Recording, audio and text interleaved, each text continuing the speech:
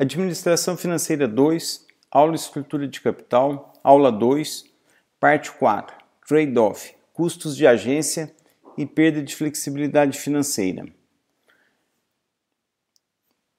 Vamos entrar agora em mais um item de custos da dívida que permitem a nós contrapormos aos benefícios da dívida, formando o que se chama trade-off, a compensação entre os benefícios e os custos da dívida. Nesta parte da aula, nós vamos tratar de outro custo de agência, voltado agora à relação entre acionista e credor. Se há diferentes pessoas, um sendo o principal e o outro agente, potencialmente aparecem diferentes, divergentes e conflitos por conta destes interesses divergentes. Neste caso, nós vamos falar de potenciais conflitos entre acionistas e credores, sendo os acionistas o principal e os credores os agentes no contexto da teoria de agência. A gestão, imagine a seguinte situação, em que a gestão privilegia os interesses dos atuais acionistas em detrimento dos interesses da própria organização ou dos credores. Qual é o custo em relação a essa atitude que privilegia uma parte em relação à outra? Os credores colocarão este risco nas taxas de juros ou exigirão a presença de cláusulas restritivas nos contratos de dívida. Exemplos de origens de potenciais conflitos entre acionistas, os principais, e os credores, os agentes.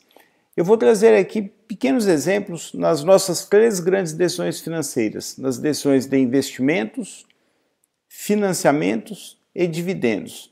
Nas decisões de investimentos, imagine uma empresa que está com endividamento alto, ela está na faixa de dificuldades financeiras e ela já tem sobrecarga de despesas financeiras e ela tem projetos em avaliação. Numa situação dessa, potencialmente aparece a seguinte possibilidade de atuação dos acionistas, de privilegiarem o quê?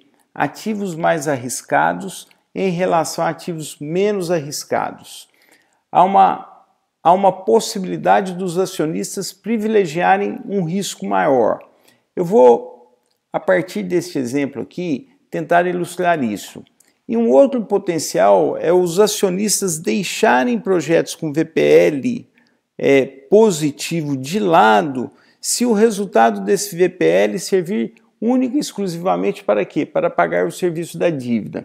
O exemplo aqui é muito simplista, mas ele ilustra de certa forma isso. Imagine o seguinte, a empresa tem uma despesa financeira de 100 e ela está avaliando um projeto, aqui análise em termos marginais, um projeto com LAGIR esperado de 100. Esse projeto tem VPL positivo, então de princípio ele deveria ser aprovado. Imagine que duas situações, esse projeto com VPL positivo, ele não tem, é um projeto muito certo, ele promete esse retorno com um desvio padrão deste LAGIR de 0, ou seja, é um projeto praticamente certo. Olha, se o acionista decide tocar esse projeto para frente, esse resultado ele será usado simplesmente para pagar essa despesa financeira. Aí o risco é o quê? É o acionista, como esse resultado não vem para ele, não gastar energia, não gastar o seu tempo com este projeto. Por quê? Porque o resultado não vem para ele, o resultado vem apenas para o credor, para aquele que detém o direito de receber essa despesa financeira de 100. Agora imagine uma outra situação, um outro cenário, uma outra situação, que esse projeto tem um VPL maior que 0, mas esse projeto tenha risco alto. Aqui eu estou colocando um desvio padrão do LAGIR de 20, ou seja, há uma possibilidade muito grande do resultado desse projeto, do LAGIR desse projeto, ser menor que 100 e há uma possibilidade dele ser também maior que 100, ou seja, um desvio padrão alto deste LAGIR. Quais são os resultados esperados se nós fizermos aqui vários cenários? Se o resultado for menor que 100, o credor paga a conta, porque se ele é 80, se ele é 70, o credor vai receber 70 e vai ficar sem receber os 30. E se esse resultado for de 110, 120, mais que isso até, o credor vai receber 100 e o acionista vai receber a diferença. Então, nesta situação que o projeto é mais arriscado, há um incentivo maior para o acionista. Por quê? Porque ele tem chance nesta situação de receber alguma coisa. Na situação anterior, na situação A, ele não recebe nada. Por isso, este exemplo simplista, como eu disse, ele ilustra isso que está aqui. Ou seja, um potencial de os acionistas assumirem projetos mais arriscados e deixarem passar projetos menos arriscados. Projetos que, mesmo com um VPL positivo, deixariam o resultado apenas para o credor. Um outro exemplo, nas decisões de financiamentos, exemplo que ilustra potencial conflito entre acionista e credor, que se a empresa já está num nível de endividamento alto, é a cessão de garantias para dívidas novas, deixando numa situação privilegiada os novos credores. Qual é o resultado imediato disso? É um aumento de alavancagem, é um aumento de risco e na taxa de captação e uma desvalorização do quê? Das dívidas antigas, das dívidas que já estão colocadas ali na empresa. Um último exemplo para ilustrar a nossa outra grande decisão financeira, que é a decisão de dividendos, exemplo de potencial conflito entre acionista e credor, que é pagamentos exagerados de dividendos para os acionistas. Isso compromete a liquidez da empresa, isso tira recursos da empresa, aumenta o risco da empresa e, consequentemente, desvaloriza as dívidas, coloca mais risco nas dívidas que estão ali colocadas dentro da empresa, dos financiamentos que estão em andamento. Outros exemplos de potenciais conflitos: operações com partes relacionadas, operações em vendas subfaturadas, em compras superfaturadas. O nosso livro-texto ele traz outros exemplos sobre isso. Vale a pena vocês darem uma olhada para entender melhor este contexto. O que nos interessa aqui é avaliar o seguinte: se há um conflito, ou seja, se há potencialmente atitudes espertas dos acionistas em relação aos credores, ou seja, atitudes, vamos colocar aqui entre aspas, espertas dos acionistas, que são os principais em relação aos credores, que neste contexto de teoria de agência são os agentes, potencialmente há custos. O custo imediato é perda de crédito. Se os credores fazem a leitura de que os acionistas não preservem os direitos deles, primeira consequência é perda de crédito. Segunda, aumento das taxas de juros cobradas, ou seja, ou vai haver uma depreciação dos títulos que estão colocados, dos títulos que estão em circulação, das dívidas que estão em circulação. Terceiro custo é os credores exigirem o quê? A colocação de covenants, que são cláusulas restritivas ou cláusulas que protegem os credores, cláusulas estas colocadas nos contratos de dívida. Quais são os custos desses covenants? Há os custos diretos de monitoramento, de a empresa ter que cumprir estes covenants, há os custos indiretos de cumprimento disso, há a perda de flexibilidade em certas decisões, nas decisões de investimento, nas decisões de financiamento e dividendos. Quem paga efetivamente por esses custos potenciais? Olha, quem vai pagar por isso é o próprio acionista. Ou seja, o acionista não cuidou do interesse dos credores, indiretamente ele vai acabar pagando a conta. Por quê? Porque ele vai ter o crédito cortado ou ele vai pagar diretamente por isso, do ponto de vista de taxa de juros, ou tendo que aceitar o quê? Estas cláusulas restritivas. Que alternativas esses acionistas teriam? Olha, não emitir dívida, emitir e pagar caro, e acertar essas cláusulas. Talvez estas cláusulas sejam a solução mais barata. E aí nós ilustramos aqui com covenants, nós podemos colocar os covenants em duas categorias. Os negativos, que é uma obrigação de não fazer, e os positivos, que é a obrigação de fazer. Os negativos colocam restrições, então, por exemplo, colocam uma restrição em relação ao pagamento de dividendos, restrição em relação a oferecer ativos em garantia, e assim sucessivamente. Várias restrições podem ser colocadas. E tem os covenants positivos, que são de obrigação de fazer. Por exemplo, manter nível de capital de giro, manter indicadores financeiros, prestação de contas periódicas. Eu trago aqui um exemplo de um balanço que eu li o ano passado, estava folheando e trouxe esse exemplo aqui. Então tem lá o balanço patrimonial, tem as notas explicativas. Na nota explicativa de empréstimo e financiamento, tem aqui um detalhamento, olha, empréstimo e financiamento, nota 13.1. Aí quando nós vamos na nota 13.1, nós temos exemplos de covenants.